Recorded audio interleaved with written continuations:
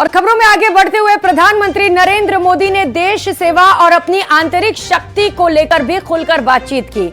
जब पीएम से पूछा गया आप टफ फैसले कैसे ले लेते हैं, तो उन्होंने कहा कि टफ नहीं, बस सही डिसीजन लेता हूं। परमात्मा ने ही मुझे देश सेवा के लिए भेजा है।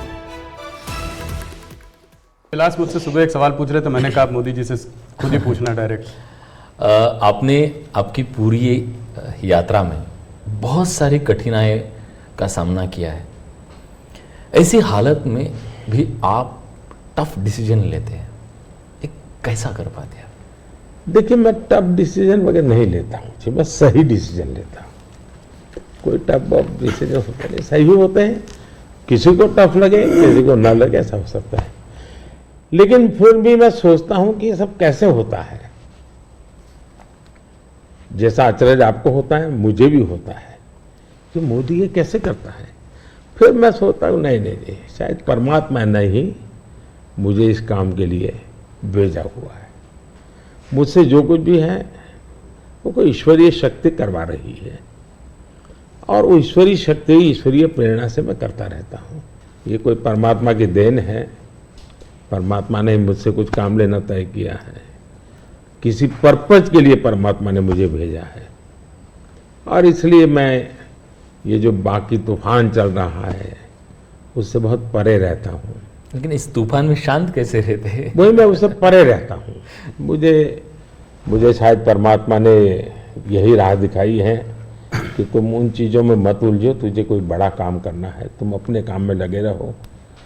तो परमात्मा का निर्देश है, परमात्मा की इच्छा है, परमात्मा की योजना है, और शायद ये उसी का मैं एक निमित्त हूँ, कुछ नहीं हूँ। इसी से जुड़ा सवाल था कि आपको हम लोग देखते हैं, हमको आपका शेड्यूल मिलता है, आप इतना ट्रैवल कर रहे हैं, दिन में 5, 4, 6 रैली, वो भी कोई इस प्रदेश में तो कोई दूसरे प्रदेश में। तो इस सब में आप फिट कैसे रहते हैं? कौन सी ऐसी शक्ति है जो आपको ये दृढ़ संकल्प दे रही है आगे बढ़ने का? पहली बात तो मैंने कहा ना कि ये मैं नहीं कर रहा हूँ, ये ईश्वर ने तय किया हुआ है। ईश्वर ने मुझे शायद इसी काम के लिए भेजा है, क्योंकि मैं जिस परिवार में पैदा हुआ हूँ जी, मेरी माँ ने कुछ पढ़ी लिखी नहीं थी, उसे स्कूल नहीं देखा था, मेरा कोई पॉलिटिकल बैकग्राउंड नहीं है, और इतना बड़ा देश, इतना काम ईश्वर नहीं करेगा तो कौन करेगा? और मेरे लिए 2 ईश्वर हैं, एक जिसको हम देख नहीं पाते हैं, और दूसरे वो जो जनता जनार्दन है। मैं जनता जनार्दन को भी ईश्वर का ही रूप मानता हूँ, और दूसरा परमात्मा के प्रति मेरी अपार श्रद्धा है। शायद परमात्मा ने मुझे इस काम के लिए भेजा है, जनता जनार्दन ने आशीर्वाद दिया है, शक्ति दी है। जहां तक मैं काम क्यों कर पाता हूं, मैं मेरे लिए जीता नहीं हूं, न मैं मेरे लिए जन्मा हूं। तो मेरे मन में हमेशा रहता है कि मुझे जितना समय मिला है उसका पल पल मैं देश के काम आऊं। जहां तक मैं दौड़ता मेरा लगता है लोकतंत्र एक बहुत बड़ा उत्सव है, फेस्टिवल है जी। ये जनता जनार्दन के दर्शन करने का अवसर है जी। हमें मौका लेना चाहिए, जितना जनता जनार्दन के दर्शन कर सकते करना चाहिए। लोकतंत्र का एक उत्सव है जिसमें संवाद होना चाहिए जितना ज़्यादा। तो मैं इसको एक, वैसे हम घर में कोई बड़ी पूजा करते हैं ना, कैसे इन्वॉल्व होते हैं, मेरे लिए पूजा का समय है। मेरे 140 करोड़ देवता, उनकी मैं पूजा कर रहा हूँ, उस भाव से मैं चलता हूँ, लगा रहता हूँ उनमें, वो खप जाता हूँ और थकता नहीं हूँ, भगवान को देख के आता हूँ। तो वही प्रधानमंत्री नरेंद्र मोदी के इंटरव्यू पर घनश्याम तिवाड़ी ने अपनी प्रतिक्रिया दी। पीएम मोदी के इंटरव्यू पर राज्यसभा सांसद घनश्याम तिवाड़ी का बयान सामने आया। उन्होंने कहा कि कांग्रेस का घोषणा पत्र मुस्लिम लीग की याद दिलाता है। मुस्लिम लीग की सोच से देश का विभाजन हुआ। कर्नाटक में ओबीसी का अधिकार छीनकर अपने वोट बैंक को पुख्ता करने की कोशिश की गई। और क्या कुछ कहा, सुनाते हैं आपको। माननीय प्रधानमंत्री जी ने जो न्यूज 18 में कांग्रेस के घोषणा पत्र के बारे में बात कही है, वो वास्तव में प्रशिक्षण के लिए और लोगों के समझने के लिए है।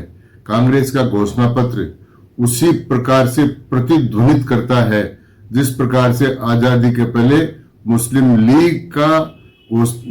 लीग की नीतियां करती थी, क्योंकि वो भी समाज को एक एकीकृत रूप में न देखकर हिंदू मुसलमान के रूप में बांटकर देखते थे।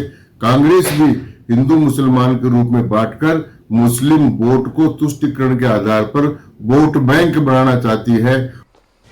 तो वहीं न्यूज 18 को प्रधानमंत्री नरेंद्र मोदी के दिए इंटरव्यू के बाद सिविल लाइंस विधायक गोपाल शर्मा ने भी अपनी प्रतिक्रिया दी। उन्होंने कहा कि देश में पहली बार ऐसी दुर्गति का सामना कांग्रेस को करना पड़ रहा है। आज सोनिया गांधी से लेकर राहुल गांधी को यह सोचना पड़ रहा है कि चुनाव कहां से लड़े। उन्होंने कहा कि नरेंद्र मोदी देश के प्रधानमंत्री ही नहीं, विश्व के सबसे बड़े नेता हैं। सुनिए क्या कुछ कहा। कांग्रेस छोड़ हम देख रहे हैं कि कांग्रेस के बड़े बड़े नेता कांग्रेस छोड़कर भाजपा में आ रहे हैं। सोनिया गांधी जैसी कांग्रेस की सर्वाधिक वर्षों तक अध्यक्ष रहने वाली नेता आज चुनाव लड़ने की स्थिति में नहीं है। राजस्थान की शरण लेकर के और राज्यसभा के अंदर गई हैं। राहुल गांधी तक के लिए ये विषय हो रहा है कि वो केरल से चुनाव लड़ें, उत्तर प्रदेश से लड़ें, दोनों जगह से लड़ें या नहीं लड़ें, क्योंकि उनको पराजय का सामना करना पड़ा है। तो ऐसी स्थिति में जल बिन मछली तड़पत जाए, वे दिग्भ्रमित हो गए हैं और दिग्भ्रमित होने के कारण मोदी जी हमारे देश के ही नहीं, जो विश्व के सबसे बड़े नेता हैं, उन्होंने न्यूज़ 18 को भी इंटरव्यू दिया है।